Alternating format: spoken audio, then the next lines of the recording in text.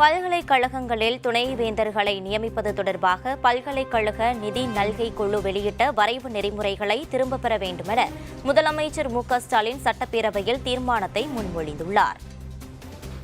பல்கலைக்கழகங்களில் துணைவேந்தர்களை நியமிப்பது தொடர்பாக சமீபத்தில் பல்கலைக்கழக நிதி நல்கை குழு வெளியிட்ட வரைவு நெறிமுறைகளை திரும்பப் பெற வேண்டுமென இப்பேரவை கருதுகிறது.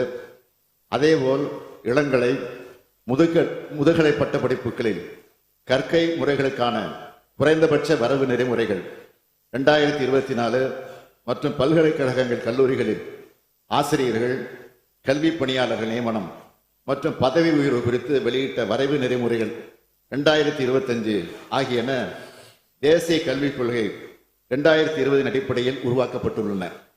பல்கலைக்கழக நிதி நல்கை குழுவின் இத்தகைய நடவடிக்கைகள் இந்திய அரசியலமைப்பு சட்டத்தின் அடிப்படை கோட்பாடான கூட்டாட்சி தத்துவத்திற்கு எதிரானது மட்டுமல்ல, தமிழ்நாட்டின் உயர்கல்வி முறைக்கு பாதிப்பை ஏற்படுத்தக்கூடியதாகவும் அமைந்துள்ளது. தமிழ்நாட்டில் சமூக நீதி கோட்பாட்டின் அடிப்படையில் உருவாக்கப்பட்ட வலுவான உயர்கல்வி கட்டமைப்பை இந்த வரைவு நெறிமுறைகள் பாதிக்கும் வகையில் அமைந்துள்ளதாலும் தமிழக இளைஞர்கள் எதிர்காலத்தை கடுமையாக பாதிக்கும் என்பதாலும் பல்கலைக்கழக நிதி நல்கை குழுவின் இந்த 2 வரைவு நெறிமுறைகளையும் துணைவேந்தர் நியமனம் தொடர்பாக வெளியிடப்பட்டுள்ள வரைவு நெறிமுறைகளையும் உடனடியாக திரும்பப் பெற வேண்டும் என்று ஒன்றிய அரசின் கல்வித்துறையை இப்பேரவை ஒருமனதாக வலியுறுத்துகிறது.